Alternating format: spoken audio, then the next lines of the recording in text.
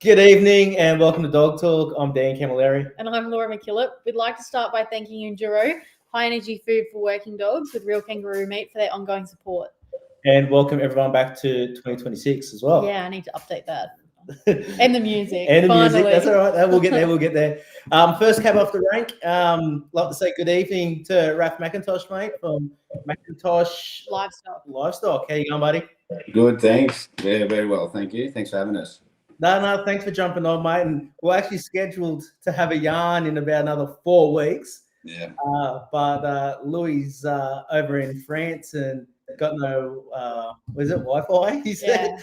So you put your hand up to come forwards with little to no preparation, mate. So really appreciate it. No worries at all. No, that's fine. We made it happen. Good thing for the nerves anyway. We can get it out of the way. Made off, you reckon? Yeah, that's right. Yeah. Mate, you want to tell us a little bit about yourself? Yeah. Well, we're sort of based Goulburn, Crookle, New South Wales. Yep. So only 2 hours. Yeah, 2 hours from Sydney. Family farm, just there, lagging, 10 minutes out of Crookle on Dad's side. And my brother and I went into partnership into contracting probably, I think it was 2017. And then we just seen the shortage that there was, especially landmarking. That's where we started. My brother was working for another contractor, an older contractor locally. And then, I'm a chippy by trade. And I've done my 7 years with my cousins, which was good. Good skill to have, but I couldn't wait to finish up. And yeah, we went from there. So we started landmarking and picking up a lot of jobs. And we got a good crew of guys. We've still got one guy that's nearly been with us from the start. And we branched out. We took on a dipping run, a local fella from Taraga. And we jet, dip, a couple of VA machines, handlers, preg scan. We do a lot of. We sort of wanted to stay essential, so keep ourselves essential, and we're really lucky. We don't have to travel too far. We've got some big places around here, and which is awesome. We love going to snow, and so we can scoot down there. Depending on what time you leave, you can get down there pretty quick, and we're within sort of 2-3 hours for all our work. Yeah, so we're really lucky. Yeah, good central spot. Yeah. Have you always been able to get that work local, or did you have to put in some miles when you first kicked off? No, it was sort of all around here. I travel up to the Snowies and that a bit for scanning, and my brother does too. But there was, in general, I think there's a huge shortage of labour. Like you could go station hand or, and they're crying out for workers, and like all of our crew, like us and our fellas are helping these farms and older generation farmers just getting that age. You got a lot of composite ewes and just hard to handle up the race, and not everyone can buy a bulk handler or a Clip-X or Tapari. And if we can go in and process over 1,000 or drench over 1,000 an hour and whatever, and all they've got to do is get them to you and take them away. It's just been a bit of a game changer. As soon as they have you, I think they really, as long as you look after them and their stock, and all their blokes have got their shirts tucked in, and you treat everyone with respect, and it just goes a mile. Like it's the biggest thing about this industry is it's all word of mouth. There's no advertising that can really get you, because if you want someone, you're going to ring Laura and say, who do you use? Yeah. And you're not going to so, and then are they any good? And then they say yes, and the calls just kept coming. We knock a lot of work back now, a lot of landmarking, because we can't fit any more in, and we're not going to let go of our guys that were with us from the start. Yeah, no, that's really cool. Actually, you mentioned a few brands there of sheep handlers. If any of them are looking for something to sponsor, Well, we're in the market for another VE machine, so I should say Bradley. We might buy one of them next, but they are dear, so I'll cover my ute and stickers if I have to, and my brothers as well. Yeah, but it's good. Yeah, we're really lucky. Very fortunate. Good group of guys. There's 6 of us at the moment, and there's sort of 5 of us all year. So Yeah, When and brother and I, shirts in.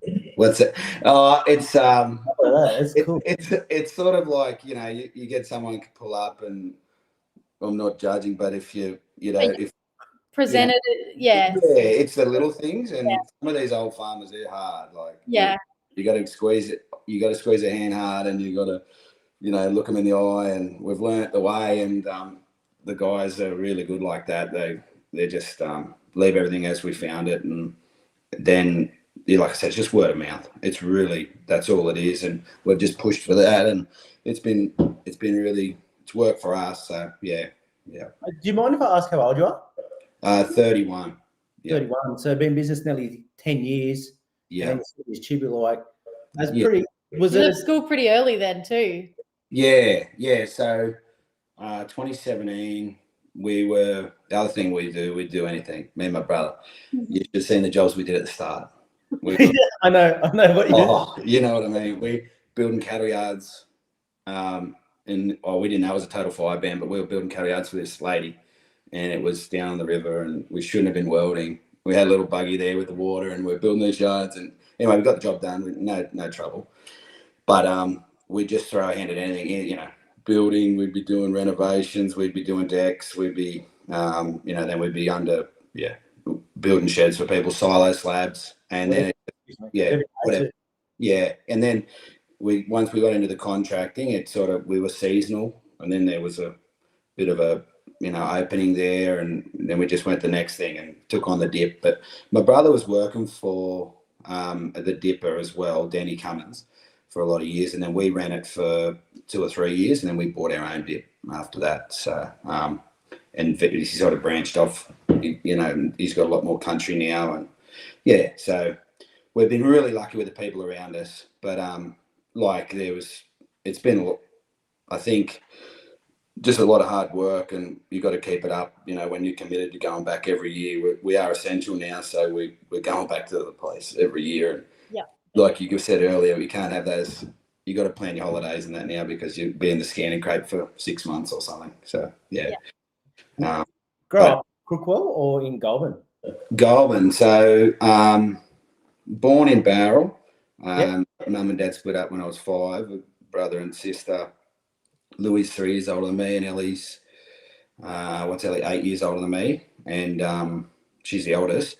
And then we moved up here, so we're Greeks on mum's side, the Wogs, and I can say that. And you've already said it. It doesn't matter. Yeah, that's right. And Jason Souvlaki, mate. That's right. They come here on a boat when they were Pop and his brother. I think Pop was 13, and we had fruit shops, and we cafes, and that's how we grew up. Hospitality, that was probably customer service.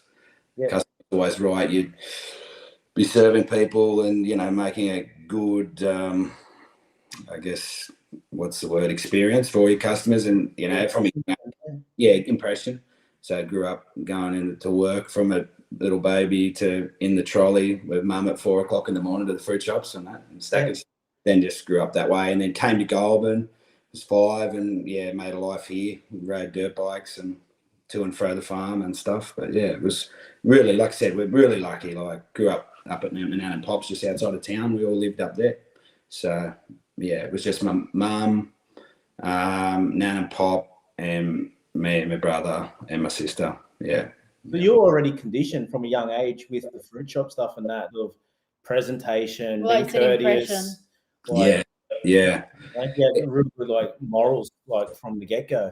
Yeah, we sort of, when I was growing up, we had mates, mates would go out and have a party. Like, we'd have parties, and I'd have to wait till everyone left the cafe or the restaurant at that stage before I could go out. So you get someone sitting there till 11, 12 o'clock and be like, come on, I want to go.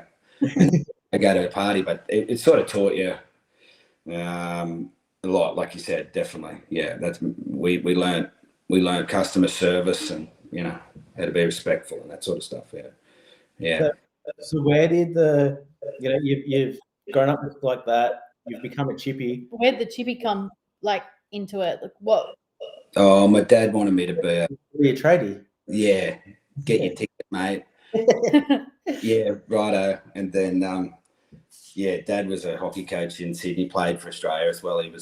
Dad's a pretty gun field hockey one of the best in the world there, a few times voted, and it sort of couldn't live up in the hockey world or the sporting world. Mum was a barrel racer in the rodeos. She went to world finals a couple of times in Texas and all around Australia, cowgirl a few times. And my sister was a junior national champion as well there one stage, and me and my brother were like, what are we going to do?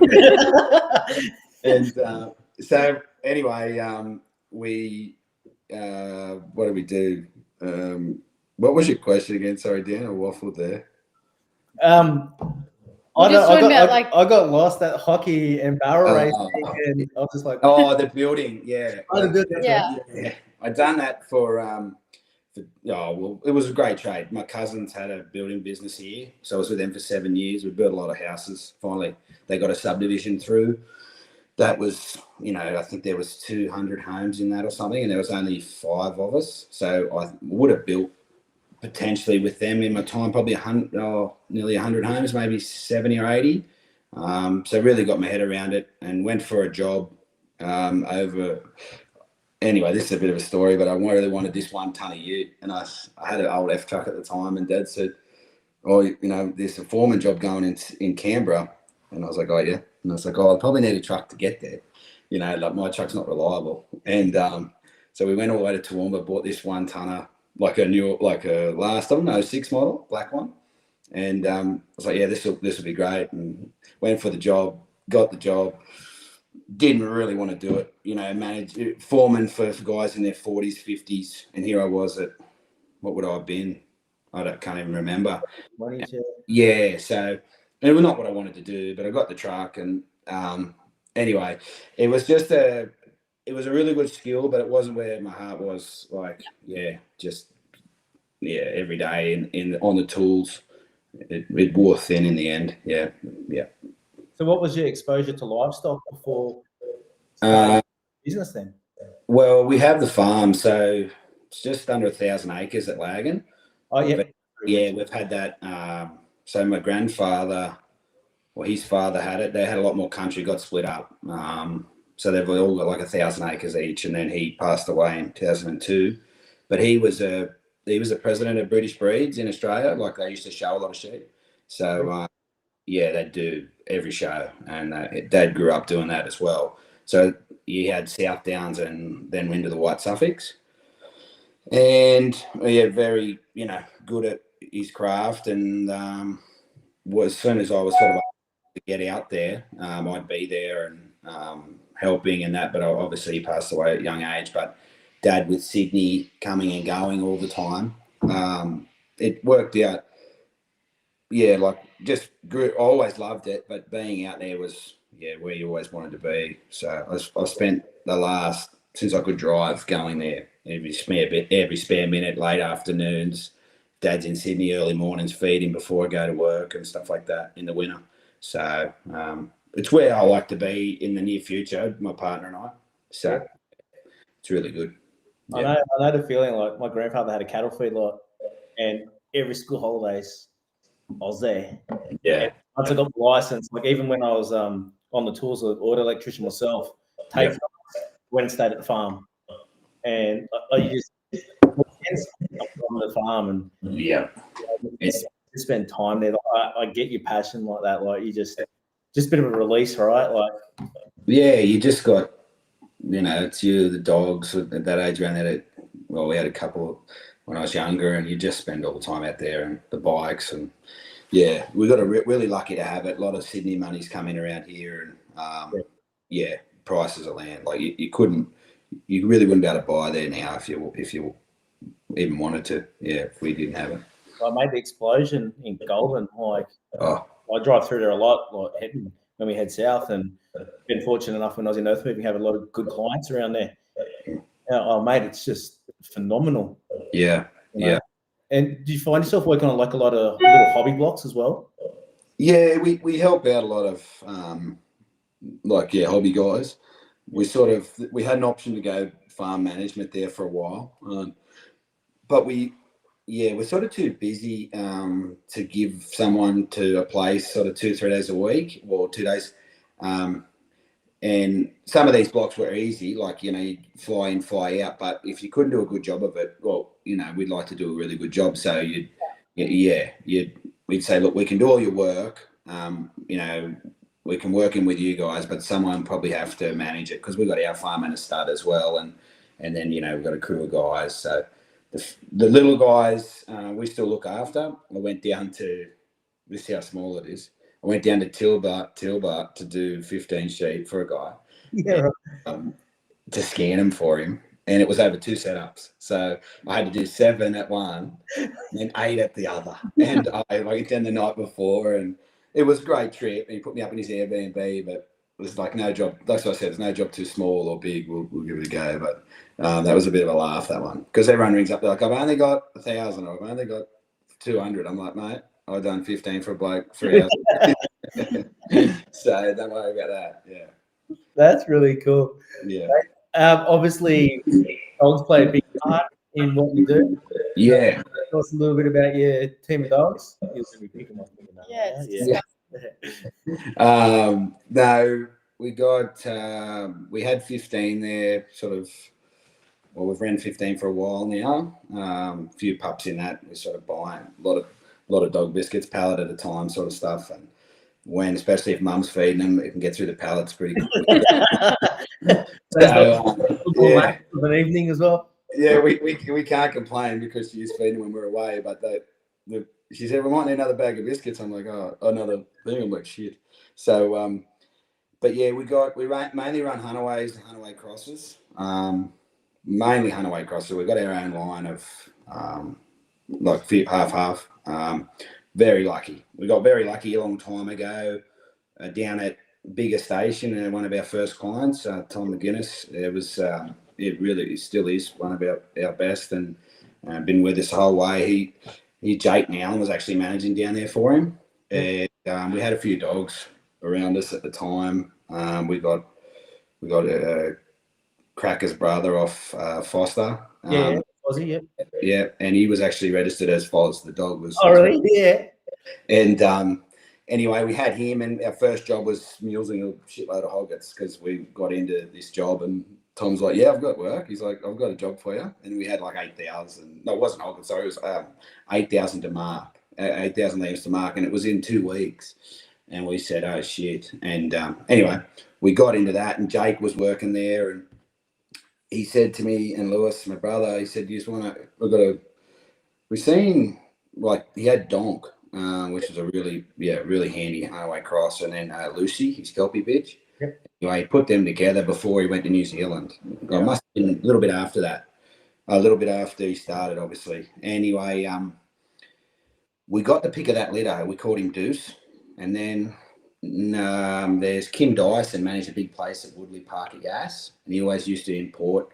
You go over there, he'd fly over and import purebred Hunaways all the time. He'd pay solid money. I was going to try and chase up some of the breeding, but he's sort of a really handy, very handy dogman, and he had a bitch called Macy, and Cracker went over her. So that's how we got the mother. And we so we had Deuce and her, and then we ended up putting them together. And I think we've bred nearly 40 pups now, and we just sell them. We used to breed them as we needed them, and we've been very fortunate. Like, we hit the jackpot. There's all luck, and just knowing the 2 lines on both sides. I think we've had 40. We just sell them with a guarantee now of $1,000 to good people that we know can utilise them and work them.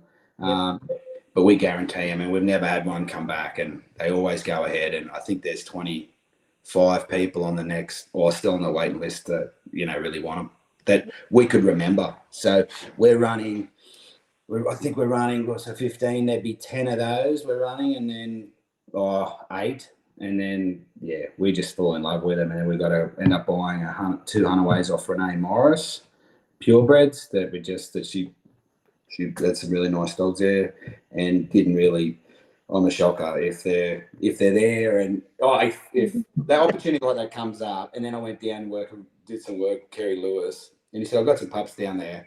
And I was like, oh yeah. And he's like, you want to come have a look? I was like, oh shit. So here we go again. Yeah.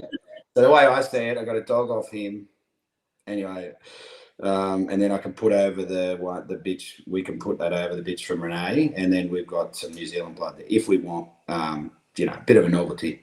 But we're mainly running those ones of ours, and like I was talking to Jake the other day about we owe him a pup all those years ago, and he's keen for one, and I think he wants to actually freeze that dog's semen because he really loved those dogs. He had like that Donk and Lucy, so it's not around anymore. So, like I said, very lucky to have those two crosses, and that's our main. Apart from old Foz, who just passed away with a snake bite, which was a shame. Oh shit. He was only 9, and it was a real shame. So, mainly all those ones for us. Just really good mix of yard and paddock. Mainly what we do in the yards, but they're just a really calm, easy dog. But just got gears. They can, back bark all day. Not too big, and cover a lot of ground, sort of thing as well outside. Yeah. If that Foz was anything like Cracker, it'd be a dog too. I've been fortunate enough to spend a bit of time with Nick and do some real work there with Cracker, and actually tried to join a bitch to him just before Christmas, but we missed her. That old stuff back. Yeah. As well, because he's got it all close, and he's a proper dog. Some of the shit I've seen that dog do. Just do like without. Nick's got his back turned on the phone. Yeah. And I like let Cracker out, and I'm just like, that's right. Me and my brother talk about it all the time. Like that line Nick got is just that Cracker. Like that Foz. Nick actually rang me years ago now, and Foz would have only been 2 years ago, and Lewis had him around a few places. Well, we had him on jobs, and Nick said, what's the go with this dog? He's like, I've had 20, I think he said 25 calls about this Foz. Because everyone would say, where's that dog? Where's that dog come from? And we'd say Nick, and then he reckons Foz might have been 3 years old, and just smart, work. Very intelligent, eh? They don't. He never overwork his stock. Like he was so smart when it was on. But like still, like we have mob of shorn sheep at a gateway, not wanting to go through, or it wouldn't matter, woolly, it didn't matter. And he just back through the gateway. He just knew the job. He'd ride the lead sheep through the gate, and he was just a beautiful but you could walk, stud sheep around home with him, and cut sheep out, but then you back and bark all day for you. Just really, really work off you. Very athletic as well. Yeah. Just you get those dogs that are really obsessive with the bit sort of locked on and overworking. He'd just be so cool when you needed him, he was there. But he'd do a lot of covering just with his body. Like he had so much presence. As soon as you pop him in, sheep are just gone. Yeah, we're really good. We're really upset we didn't get more pups. We only got 2 at the moment by him. Our main fella's got 1, and they're going really good. But it's just you never, like what you always talk about. When you lose them, it hits home a bit like that. Yeah, we really missed him. We went into some big work there up until Christmas, like a lot of sheep, and we had one with broken foot and Foz, and an old fella hurt himself, and we were come for 15, you back off pretty quick. Anyway. Did you find when you started to mix your Kelpie and your Hunaways, like how did you start to get consistency within your line? Like, did you find some through this way, some through that way, and did you try to keep what suited you and then breed from them to get more of a consistent line? Well, we've bred that same line, so we've picked the litter, Lewis and I and Luke, our main fella. He's got a fair few of ours now, but the big thing we done when we joined them, so Macy was pure Hanover Cracker, obviously such a half. Yeah. I'm pretty sure Donk was like 75% Hunaway, and Lucy was obviously full Kelpie. So you've nearly got your half split there. So then we had obviously Deuce and Shirley's dead split. We actually got Shirley's brother off the mother off Nick, because Nick obviously got a pick of that litter. but that's another story. He said he wouldn't bark, and he wouldn't bark. Frank, we called him, and we went to our mate Jacob, and then Jacob like, oh, he won't bark, just be a good pet. And I said, yeah, right, because I know what Shirley was like. Anyway, long story short, he ended up a really good dog, but yeah, I think the consistency, like you said, probably comes, like I said, just a bit of luck, but we haven't actually crossed any of the progeny. Like, we haven't used the bitches or the dogs. So we've just kept using Deuce and Shirley, and we really probably, people have wanted to join our, like, their progeny, so like the cross that we're breeding, and people obviously do, but yeah, we haven't really ventured down that path, which we need to, because what they're throwing is a lot. They've got the best traits of both, obviously, and you're always a go-to dog out of the box. So we really should be by now using some of the next generation, like it's just really hard to find I guess a good outcross, because you've got to find a bitch. We've got plenty. We run all dogs mainly, and it's really hard. Yeah, you see some out there, but yeah, we don't know which way to go just yet. Yeah, I just find it really interesting, because I remember when we sat down and talked to Robert Cox, he talked about like Kelpie and Collies, like breeding them. He'd love to see someone do an experiment of doing that cross and then keeping and breeding to try and get a consistent line. I guess totally off topic, but Jeff Gibson has done that to a certain degree. Like Gibbo sort of, he's got collies now, but he started with a Kelpie Collie cross and he kept all the litter. Like, we'll have to talk to him so I can learn a bit. I've got to convince him to come on, but like, so it is possible. Oh, like if you looked at the dogs, like I've got that many photos, I couldn't find one of me and the dogs, or it's hopeless. Like, always taking photos of them, but nothing with me in it. Like they all change. Like they'll throw a black and tan, and then you'll get your more Hunaway, like you'll get your lighter tan. They always got a bit of black. It's kind of cool because Foz had a bit of a blaze, but see, obviously Cracker is the mother's father, so it's kind of they're all interlocked. So you've got that. You can see all the traits coming through from all the different lines. We're not really up with all that, like pedigrees and that, but in the breeding side. But yeah, I think we should definitely go down the line, like you say, and try and get. We're definitely breeding a consistent dog, but I'd like to see that next generation, if that's what you would call it. Yeah, it'd be cool. I guess they're sort of line bred in the Kelpie sense within it, like back to Cracker. That's my understanding of what you're saying now, is that Cracker is that main dog in the past.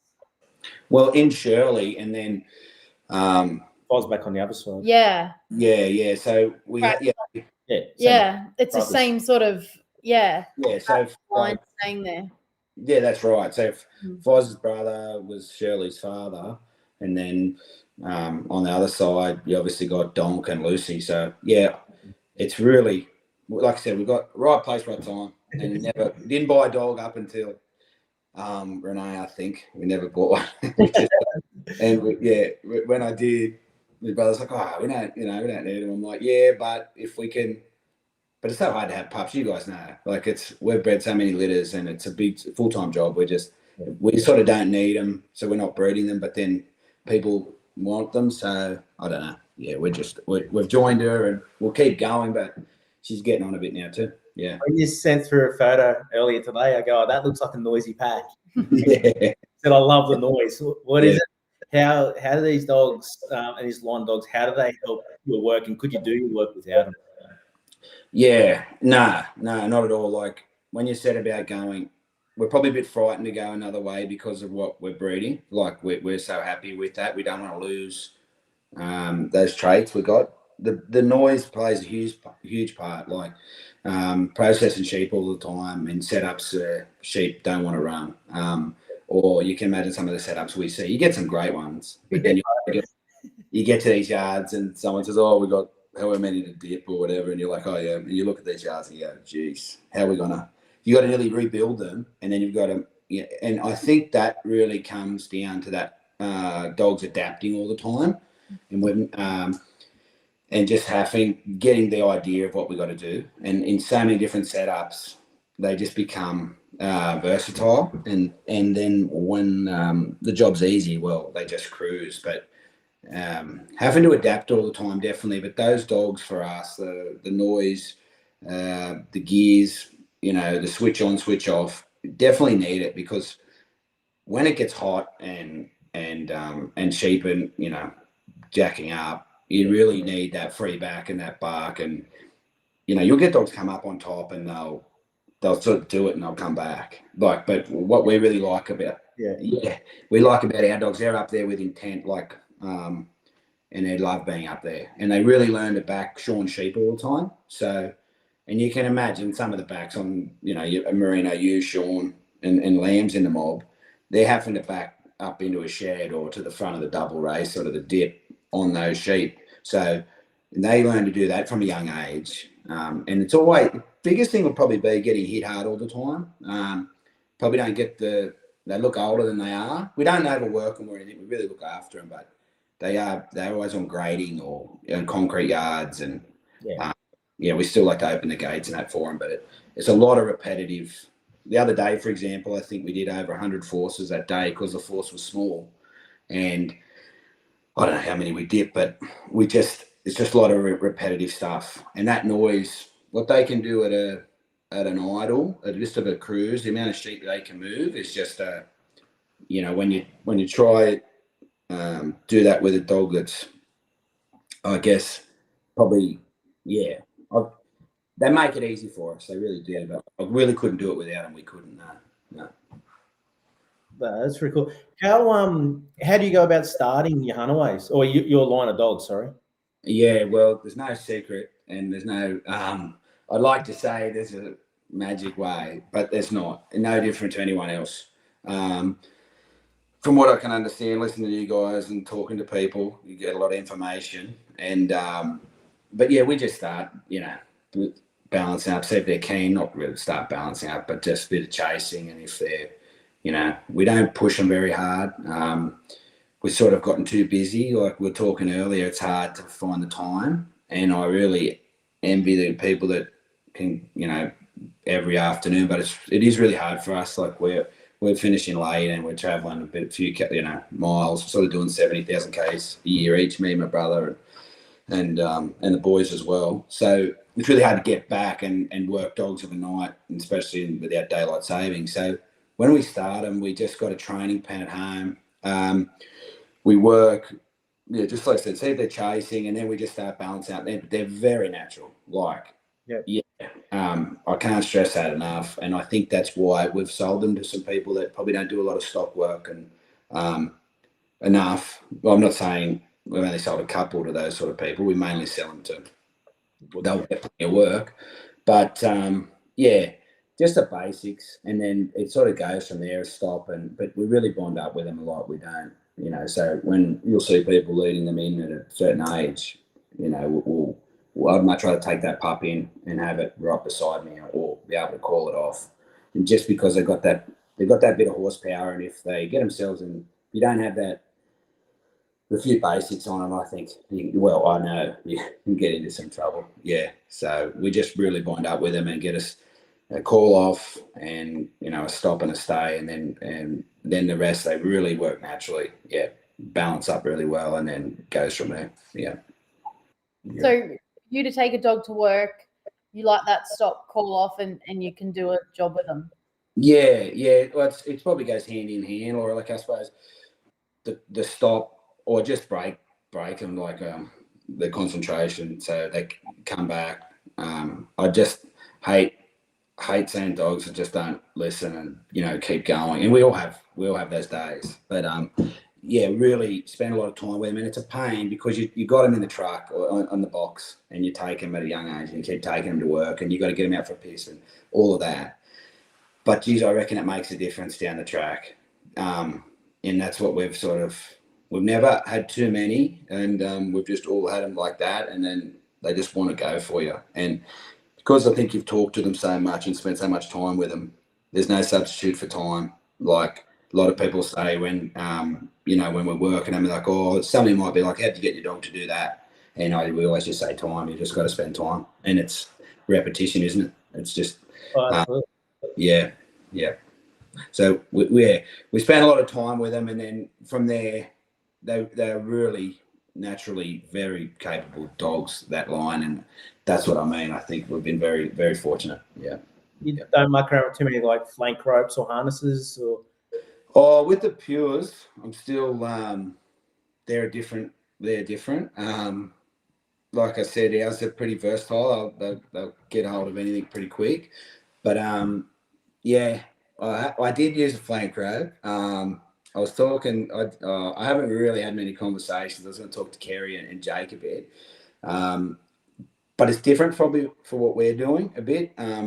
I still want that dog to think for itself a bit, and I don't want to put probably too much on it. But I really want to stop and especially go back quiet and hop out, get up, all that sort of stuff. But the flank rope at the start was just to get an instant stop on him, and I'd never done it before. And someone was there like, "What are you?" It was a big dog collar, and it was around his flank, and I was like, "What are you doing?" I was like, "I don't even know." I said, "I'm just stopping," and it worked really well. It was just a jerk and just to turn him on, turn him off, walk in, stop, and nothing too much, like not driving him or anything, because a lot of the time I still want him on the other side. Like if I still want him to balance up, if the sheep are in there, I still want to be able to send him and then I can pull him back. And right now I do a lot of walking in the yard, and if it's tied or we're in we've got dip sheep or handled sheep, processed sheep and unprocessed sheep, and you can imagine sometimes the fence is in between those.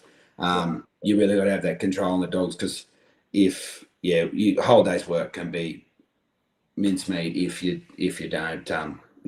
So I just sometimes it rolls up with me and then turn them on and that sort of stuff. But they have to want to be with you, and then can send them from there. But the pures are definitely different. Like a lot of control, a lot of like, oh, I thought you would have gone, or I thought you just would have done that. But yeah, it's funny you mention that. Like, I'm like good mates with Matty Clark, and he sends me a stack of videos from over in NZ, and like the grunt in those pures, like I see, like, and I've been lucky enough to spend time with him, and I've been over there, and just even working those dogs, like the feeling, like when they're barking, you can feel it's like being a nightclub and that bass is just rolling through. Like, whoa. Yeah, it's these dogs. They're awesome. Yeah, that noise, it's just no substitute for it, is there? And they want to. That's probably the biggest thing. I didn't want to push him too hard. Like, I don't want to hold him back, but then I don't want to let him go either too much. So it's a real balancing act with those dogs, I think. Like, because we've all probably put too much on dogs, and then you're like, oh, geez, come on, like, go, or just get it done. But they're really second guessing themselves. So I've really changed my way. I really used to be trying to put too much on them in a way, and probably not being lenient enough. I'm not hard on them or anything, but I just mean, I know. Yeah. They're just, I'd be like, but they don't need to be doing that. And then once you see them wanting to do it, as you know, it's so much. It packs twice a punch. Like if they're wanting to get in there, and they have to want to, because you're there for hours on a day, like they can't fake it. So, and they won't do it out of fear, like long, for you. So they got to love it, and they really. The Hunaways are very emotional. Like they work off you so much. Like if I'm angry, they're angry, and then if I'm happy, sometimes. I've got one dog there. If I call him up, if I'm frowning, he doesn't know what to do. If I smile, he'll nearly scalp one. He'll top knot at that up. And I'm like, well, how does that work? But I'm trying to, totally different. Like if I'm happy, they just want to go harder. And Lewis is the exact same. So we're very, I guess, we let them want that dog to think for itself a bit, but have that control so we don't stuff a job up, if you know what I mean. Yeah. And knowing like that, your grandparents had a property at Lag, and then you're a chippy. Like when you got into what you're doing, did you have how'd you go about educating yourself with your dogs to where you are? Well, me and my brother really we bounced off each other, and like we've seen a lot of good dog handlers over the time, and like obviously there's Jake and yeah, there's like we come across a fair few like in our travels, but the ones that sort of stick with you, you just watch and you. I'm not much for asking questions. Like I think about asking them later, and then I'm like, oh, I should have asked. But it's trial and error. Like we've been very fortunate, Lewis and I, because someone can stuff up, and then the other one can go, oh, well, I won't do that, and you just learn off each other. And I guess been very fortunate that way to have each other because it's the same with anything we've thrown our hand at. You sort of can lean on each other, and then to just we're pretty driven to, like I said, we're staying essential and filling in our year for us and our fellas, and that's the same with dogs, just commitment and trying things. But there's no real yeah. We got the bug, and then we just love it. Yeah. Well, we really should be doing a bit of trialing or something. Like I'm thinking about doing a few this year because no Hunaway ones, just the Hunaway crosses. But yeah, I don't think I'd take a purebred in there just yet.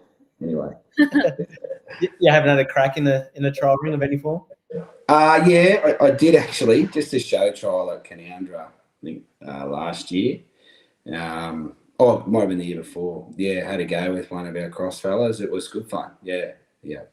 I didn't even know. I ended up winning it, but it was I thought it was quite easy. Not saying that in a bad way. They were big, mad crossbred ewes, and my dog Mac, which was one of the first litters. Like, it's no different to dipping sheep, and they were hitting things hard and stuff, but we just poked them around, and they kept wedging up, and you're going to have the top, and anyway, we got around, and old mate, the judge said to me, yeah, he was really happy, and they went in the final, and yeah, I think it's a great thing, but I don't think it's if I was to do it, I'd take those older dogs in it, because it's when he was having to put him in the gate, usually I'd wear that witch's hat, and I'd like just take a step out, but you can't move, and he's gone to the shoulder, and he's looking at me like, what are you doing? And then I'm like, well, you just keep putting him in there, so it was pretty funny. He just knew, but I think a young dog would be probably overworking him or something. But yeah, I did. Just probably the reason for it would be like you guys, know a lot of people there now, and yeah, it's just a good community, I suppose, to trial a bit and then travel around, because I enjoy it. I enjoy the dog so much. Yeah, so I might give it a go this year. Getting around and meeting so many people, and like people that we wouldn't normally get access to, like cockies, and you're learning from all these, like you said, you learn from so many different people out there. What's the best bit of advice you've ever got from someone? Related, obviously. Well, it's probably my girlfriend. She sent me a message earlier, and she said it to me before, but it says, what is it? Being nervous. Anyway, I can't read it, but life is lived when we actually participate. That's what she said. And I was scared of, probably throwing myself out there and even doing this. And then, I think, just have a go. That's the biggest thing. Participate, because nerves are good. No one tells you that nerves are actually fear. And that's another one. But when you get out there, and you guys have said it before, and people you've had on have said, like, I was that nervous to do that trial out there, and it was only at the show, and like I was like sweating, and then when you get out there, it's like, it's just a bit of fun. And yeah, I think when you throw your hand, and we're all guilty of it. We're all guilty of not having a go. But I believe in that. Just give it a go, because someone else will do it if you don't. And yeah. You can't learn if you don't get out of piss pool, right? Like, you got to get it's nice and warm and comfortable. That's right. You're just going to stay there. Like, sometimes yeah. your comfort zone to grow. Exactly. Yeah. And I think everything we're, in our field, well, yeah, we've got some different jobs, and it's always different challenges. So you're always adapting. Yeah. So you can't do everything the same. And I think that's what's exciting. You meet great people, and you're on different farms, and some of the places you see, and that are pretty cool. Yeah. Do your staff use your dogs as well, or do they have their own dogs? Yeah. So Luke doesn't. I think he's getting a fair few around him now. I actually picked up a hunt away for him the other day, which was yeah. Anyway, he probably didn't need it. Yeah, and he's got a few dogs. He's about 8 now. But the other boy, like Reese, will just go and grab a couple of our older dogs. He loves his footy and he's a plumber by trade, but he's been with us for probably 4 years now. And we're always at him. We're not at him too hard to get a dog, but I don't think he wants the responsibility. I can't. And so, yeah, it's just Luke and then my brother and I that have got the dogs. And then there's Tommy and Hayden Croker at the moment. And then we've got a few part-timers that they're on and off with us. Yeah. And they're working dogs as well? No, the other dog partners or other people. Do you well, mean? yeah, your staff, are they working your dogs? Yeah. So Reese will grab a couple, like he'll grab Frank and Deuce and maybe Keith, like some of the older dogs, and when he needs to, and yeah, it's no worries. They just know that they know the job, so he takes them and he doesn't have to tell them too much. They just know whatever he's doing or whatever they're doing for the day. Yeah, they're just like a remote. They've done so much of it. Yeah, they're really easy to have around. You can. Yeah, anyone can work. Well, any of the boys could work them. Not all of them, but just some of those older dogs we got. Yeah, they'll go with them. But when those guys come on board, how did you go about, like, obviously them creating bonds with your dog? You know, hands a lot, right? But like, educating them, and how to educating use them a dog. how to use a dog. Yeah. Yeah, well, Dogs too. It was probably what it was on the go, like all the time and watching and yeah, they just worked off us, I suppose the boys did. And then when Luke started getting a few dogs, then we give him those dogs, like mainly started out with our line, and then we had another couple of dogs, and then but it was working together as well. Luke's been a big part of our business for a fair while, and the other boys, just watching, like what we do, so much repetitive stuff in the yards and whatever we're doing, we're dealing with a huge amount of stock in a day. Like seems to be, and that stockmanship is such a big part. Like they probably learn to move stock and where to stand and that before they even work a dog, and then that's how they all are really. And they've spent a lot of time doing that and watching, and like we did, and then the minimal effort in the end. Like you don't have to be up them all the time, and sometimes it's one step to the right or opening a gate. Even sometimes not open, a double gates open in one and just letting them pop around you and stuff. It's just little things, and always leaving. Because we're always keeping flow, we've always got to keep flow onto a VE or into a dip. Stock of always, you can't empty the force or empty the double race or anything, because especially you can if things are flowing really well, but everyone gets that idea. So the guy on the ramp loading them in will be looking back and waiting, and they'll leave the last 10 or so and draw them up. And then, because if you're just pushing all day and you're just getting rid of full forces and loads, and and the sheep can't see, or they won't draw, you're just making it harder on your dogs and yourself, and you end up picking up bad habits, and the man and the dogs do too.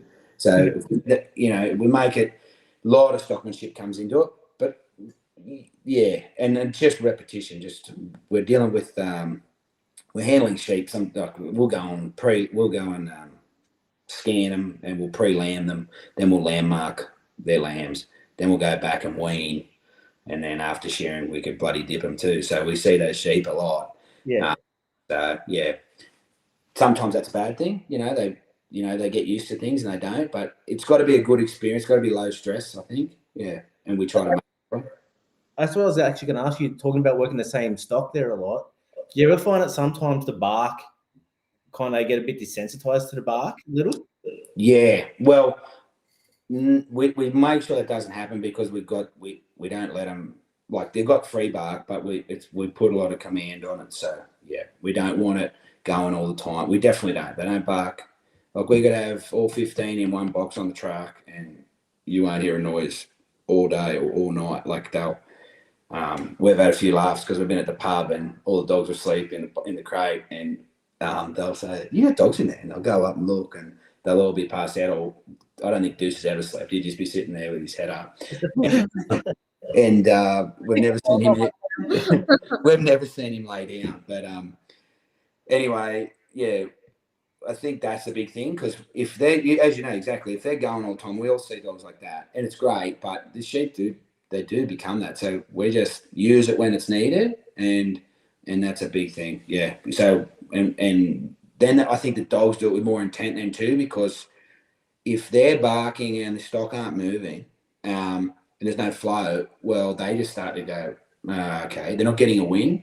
So if there's a block, if there's an opening, like when it sparses up a bit, and obviously you need that pushback on, then you turn them on and the sheep move 4 or 5 meters. The dog's like, oh, yeah, sweet, they're getting those wins. And I think that's a big thing, like that hands-on learning, like, because, when we overdo it with dogs, or I'm only new at it really, you see the dog just lose a bit of interest, and you think, oh, I better keep it a bit lighthearted now. Like, just when they do something and people can repeat it and repeat it and repeat it, but you see that dog go from a sliding stop to just a canter to a, change direction, whatever. We really want our dogs all the time moving, like, and wanting, and I think that's why they keep that intensity, maybe, because they're getting wins, and you're not making them do things and the sheep aren't moving, because that just causes frustration. Yeah. Mate, talking about frustration, it seems like you've got a really good, close-knit team there. Yeah. How do you go about finding good staff? Or what qualities do you look for in people to fit with your dynamics? Yeah, that's right. Well, we never really had anyone asking, like back when shearing was booming and there was a lot of sheep around. We sort of always struggled to get those extra guys, and now, like, we're getting messages all the time looking for work, like all the time, a couple a week. And I think it's the culture, like you said, and we make a good culture, and we talk a lot of shit, and we're really tight-knit group, but people are drawn to that, and we're pretty light-hearted. Like, if the guys want to take a month off tomorrow, one of them, well, we'll make it work, if they want to go overseas, or there's no, we're not too hard. Like, everyone's expected, because we're all working together all the time. If it's a hard day, well, you're there with them, or we're all together. We really look for probably those basics, like respect and drive, determination. Like, when I started building, like, you never have your phone out, and you leave it in the truck, and we don't. If someone's on their phone, even the other boys, like if a young bloke who's ever started with us, they learn pretty quick. Like, put that away, or I'll jam up your ass. And when you hear them say that, me and Lewis, we piss ourselves, because we don't have to do that anymore. Like, we don't have to be the ones putting the shit on. So it's really good. Everyone works off each other. You sort of set a precedence, and but it's what you make it. Like, we have a lot of fun, but it is hard work. So I think if you can't, the biggest thing with our job, and you guys would know, is you can't make a lot of money on men. Like, with trades, everyone's got 5 apprentices because they pay them nothing, and they charge them out at $100 an hour, $80 an hour. Like, the more guys we got, we're not necessarily making any more money. We cover more ground, but you got less margin. Yeah, you got nearly no margin, because you got to pay, rouseabouts wages are up there, and you got to match that and be better than that, and that's the thing. But if you're not specialised, we can't go in and charge this money if you've got 5 blokes there, and you've got it in the farmer. You've got to stay in that ballpark. I think that's where everyone always sort of talks and like, well, what do you charge an hour? So it's not really an hour rate. It's a day. Me and my brother, we've always just charged a day rate, because there's no incentive if it's hourly, because the harder they go, they make less. So if we knock off at 2 o'clock, it's a day rate. But really, we've probably done a day and a half work in that time, because everyone's just been going, and it's sort of we get a fair bit well-oiled machine. Like, everyone knows their job, and we're marking probably 500 lambs more a day. And, you know, as the crew gets better, and then we're dipping more sheep and we're just processing more sheep, in general. So it's a win-win. Numbers is probably where it's at, but not everyone can give you numbers either in a day. Yeah. It sounds like a real cool team. Yeah, you'll like them. Luke, we might see at the trials. Luke's keen to do a bit of trialing, and I think I can get my brother there as well. So we might, for the beers and for the trialing and for the. But you'll meet them all before long. Yeah. Well, that's awesome. Yeah. If you were starting over, is there anything you'd change? Like, if you could have your time over again? Oh, we should have probably branched into stock agents, because if the boys, they really think, like I said, shirts tucked in and that, and Joshy Stevens and blokes like that, they're all good fellas, but it's just that, and I don't know, that niche market you see. Yeah, I'd hate the phone. Well, we already get enough phone calls, but I probably couldn't handle phone calls, but definitely probably maybe branch out into that. But not really. No, we're going into cool. Yeah, not really. I think we're pretty happy. Mate, before we started tonight, I don't want to toot our horns, but you thanked us for coming on Dog Talk before we went live, and you said you took a lot away from it. Now, for someone that's not in the trialing scene, what have you taken away from it yourself to help you?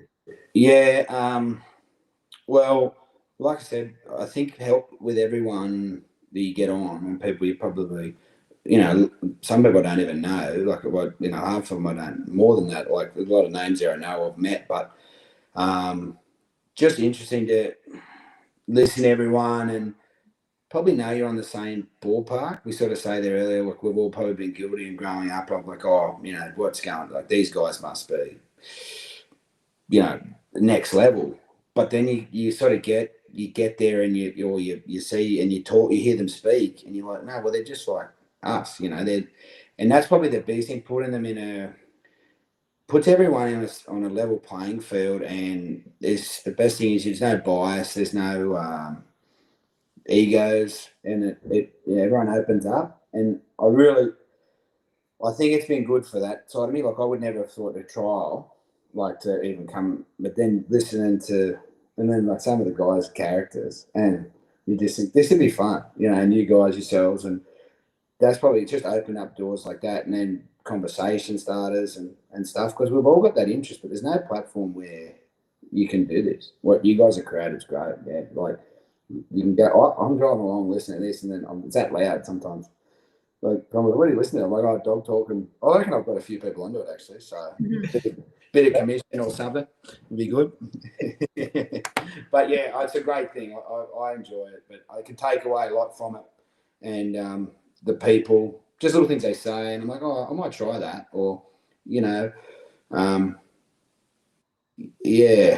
guess just making people accessible, I guess. And then I really like that guy you spoke to overseas. That was cool. That guy in Europe. Oh, Sean, yeah, that was awesome. Yeah, and then just the stories. It's kind of cool listening to people. Everyone, with the like-minded interest. Yeah. Talk about stories. I nearly never slept for 5 days when I was over in Norway. Because the days were so long. Like, we'd be talking, it'd be like midnight, and the girls are all in bed, and then the sun's back up like in a couple of hours. And there were days I just looked at them and go, dude, I think we need to make at least a couple of hours. Like, cracking. Like, we just keep talking. Yeah, no, it's awesome. Just those stories. But we like the challenges too. So, like, listening, I really would like to try it. Like, push my dogs and our dogs to those. Like, I always thought trialing was not suited, but then you get those dogs at an age where, well, for what we're doing, and it was probably just from what some people say about it, like, that's a trial dog, and that, I mean, someone say, they're just, and I'm like, nah, well, dog like fires, and then dogs like we're breeding, like, they can work and they can trial, because I think it's just a smart dog that, well, I'm not going to say they're going to be good trials. I'll probably put 3 out of the fence, but I mean, it's just I guess, it's something just on a smaller scale. Yeah, it is, and it's fun. Like, but I just put probably too much pressure on myself, and and then you shut yourself off. But you guys have probably changed that for me, if you know what I mean. Like I could have poked along, we'd just keep processing sheep and probably never thought of. I'm just going to put this charger on. Sorry, I would never have thought about doing that. And then when you guys have really changed that for me, dog talk has. So that's probably what the answer you're looking for. Well, yeah, I'm thinking about. Open me up to new challenges and that. Oh, it's interesting. Like without this platform, I don't get the recommendation to get in contact with you, and then story. I just think it's really cool. Like that, we talk to people that would never, ever, probably ever meet in a lifetime. Yeah, I just really cool like that, and it's and awesome. like you said, like speaking of this 151, and there's 151 no egos. Yeah. Stories and people, and even sometimes like there's been people you talk to, and you always have this idea of what you've heard about them, and then you speak to me like, God, I don't see that. Like, nah. But that's what people say, isn't it? It's sort of exactly what you're saying. People say, they scare you off things, and not scare off, but I don't do that, like. And then I'm like, no, well, we all love, like you said, you want to have a conversation, ask someone about their dogs, and then you look at us, we can talk for ages about it, but it's what's cool about it. It just puts the egos aside. Well, there's no egos, and we're just all on a level playing field, and we're willing to learn and listen. Like I love, picking people's brains and just watching things. And a lot of dogs out there that I see, that we see, people go, they don't like, or especially some cockies, and sometimes they're onto something good, and reassurance, and just that, I'm no expert, but I just like to give them reassurance if it is a good dog, and they're like, you think, and then they start to, I think they see some traits, and then they don't like. I think everyone wants this dog to be naturally perfect, but I don't think you get that X factor. We all want that, but that X factor, we're talking about these dogs, I think that more challenging ones sometimes are the ones that don't have all those traits straight away, are the ones that, can really surprise you. And when you see some dogs out there and you tell someone to persist with them, and then you come back a little bit later and they're, or a couple of years later, and they're going really well. Yeah. But I think that is with what I'm trying to say is with dog talk, probably, and people, you're talking to people like yourselves, you get to see that, so you get to call that shot a bit, like you got the confidence, because you hear so many different stories about people working in different types of breeds of dogs in different countries and different, landscapes and challenges, and you start to think, well, shit, like, yeah, you sort of no holes barred sort of thing. Yeah. We're all here for the same reason, right? We've all got a passion for dogs. Like, that's right. Yeah. All, even if it had someone on that someone necessarily didn't get along with, like, we're all here for the same reason, to share the same passion. Like, yeah, I think that's pretty cool. It is, yeah. No, we definitely love it, don't we? Actually, before we start to wrap up, there's one thing I actually did want to ask. Like, obviously, you do a lot of yard work, a lot of paddock, a lot of processing. Do you get out and do a bit in the paddock as well? It's funny you asked that, actually, because we do a lot at home. Like, I do a fair bit of mastering at home, not massive mobs or anything. So you're always, it's a really good bit of a challenge, but the country's not too bad. We've got it pretty well set up. But we do a fair bit of contract stuff over the years, like some big places. You're always bringing them in, but you're not doing a heap way out. We haven't done that for a fair few years, and we're actually down at Numbie at the moment, and got 4 fellas down there, and Dave was on the phone to me. Anyway, we've been helping him out, and Luke's down there, and he's got 2 paddock dogs sort of thing that'll work outside, and Luke's like, oh shit, he's like seen the country. Dave, we'll get him out in the paddock and that sort of stuff, and so new challenges, and I've been reassuring Luke that it's going to be all right, Dave, and Maddie's down there. Maddie Sherwood. Maddie Sherwood. Yeah. 4 of our fellas. So it's Dave and Maddie out in the paddock, and they said we'll take him under our wing. But it's really hard for us because, like I said, we'd like to do more outside, but it's probably not except for a place like Numby, where it's all hands on deck outside. We just get, a lot of people get them to the yards and, get us there what we need to do. And that's what I said to Dave. Dave said, we get out in the paddock. I said to the boys, I said, you leave us in the yard. I said, you leave the boys in the yards. They'll process the sheep. And but yeah, right at the moment, just getting the sheep and out of the hills and that sort of stuff. It's a few hands on deck, I think. But I missed a call there from Luke earlier and see how they went today. But yeah. Sorry, man, I was just gonna say, we're talking about getting out of the piss pool earlier, out of your comfort zone, doing something like, well, they jumped off the plane there, but you got two amazing dogmen around them. Like, imagine the learning experience that you're to come back from and probably go, hey, Raph, have you tried this or that? Or like, and then learn even more again, right? Like, yeah, that's right. Like, cool. That's what I said to Luke. Don't shut yourself off, because he was a little bit worried, and I said it'll be fine. But that's the same thing. Like, those guys are great dog handlers, and that's what I said to Dave. I'd love to get out there, and in the hills as well, because that's what Dave originally said. You and Louis come out, and it's hard for us. We're at that. Especially with the scanning and that, we just get really tight for time. But to have those days, and I got out there for a day the other day. It was really fun, But yeah, we're just getting a real bit busy, but it's all about balancing and stuff. So yeah. I love it about you. Yeah, 100%. I love it about your blokes. I think Luke, you said, like, where he was a little concerned. Like, I'd be more worried if he goes, yeah, no, I got that sorted. Like, this is cool. Yeah. Like being that little bit humble and going, like, I'm a bit concerned. Like, that's someone that can actually learn more. They're going to turn these on and this off, and learn. That says a lot about the qualities your staff and yourselves carry. Yeah, definitely. Yeah, like I said, you guys say it, you don't stop learning, but like getting down there and new challenges, like, yeah. And we do a fair bit down that area. The country is, it's just different, and it's good for the dogs. And like you said, it's a bit of a challenge. And if they were going in there thinking that, then yeah, well, we might be subbing out tomorrow. Who knows? Maybe it was I'll go down, and Lewis or I'll go down. Actually, no, Lewis is going away. He's going to Japan for 2 weeks. So damn. Yeah. So, we love our snowboarding. Yeah. I didn't know that, because there's a stack of dogs in those kennels now, and all their owners are in Japan skiing. Oh, yeah, that's right. It's a flavour of the month, isn't it? Yeah. Like now, if they're going to Japan, they're going skiing, and when summer comes, or when our winter comes, when the dogs in the kennels stack up, because they go on European summer holidays. Yeah. We love the snow. We sneak down there a lot in the winter. If you can't get us, that's where we are. We don't tell anyone, but we got some friends in Jindabyne now, and we have had for a long time, and they've always got room for friends and family, so we're really lucky. Yeah. That's pretty cool. Yeah.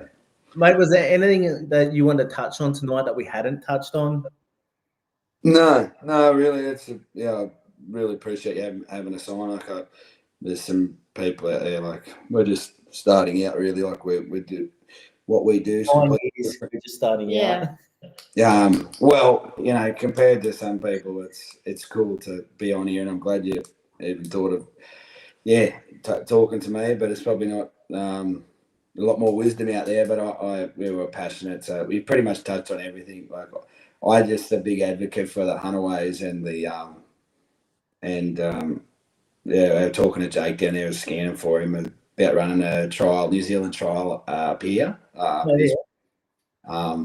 And that sort of stuff. Like, I think they get a bad name. That's probably the biggest thing I'd say, because everyone gets them, they're a bit young, and then they can turn them on and they think they're awesome, and then they probably don't get the manners, and then it ends up a bit of a boil over.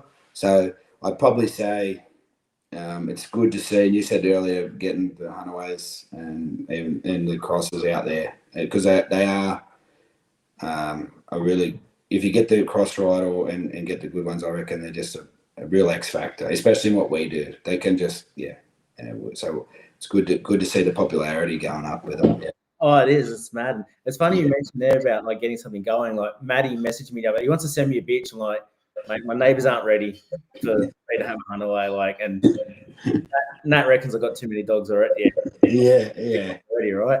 Yeah, that's right. And, he's like, he asked me, he goes, "Oh, are there any hunts like over there? Like, he wants to come over." I'm like, "No, man, but if you come over, like, it'd be pretty cool to get something started, especially someone that's already judging a lot over there."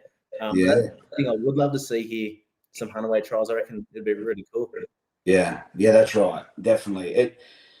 It's pretty cool. Yeah, that challenge and that, but it's a totally different way of training. And I'd like to get around, like spend a bit of time doing that with, the likes of Jake and Kerry and those sort of guys that have done it.